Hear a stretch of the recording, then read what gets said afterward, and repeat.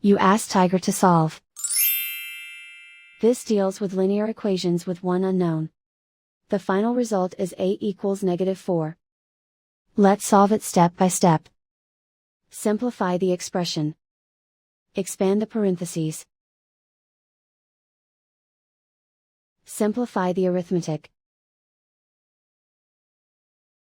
Group all constants on the right side of the equation. Subtract 6 from both sides.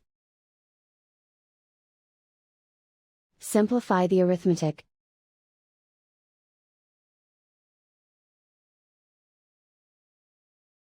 Isolate the a.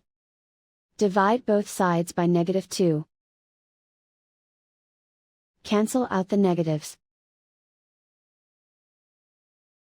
Simplify the fraction. Move the negative sign from the denominator to the numerator. Find the greatest common factor of the numerator and denominator. Factor out and cancel the greatest common factor. And so the final result is a equals -4.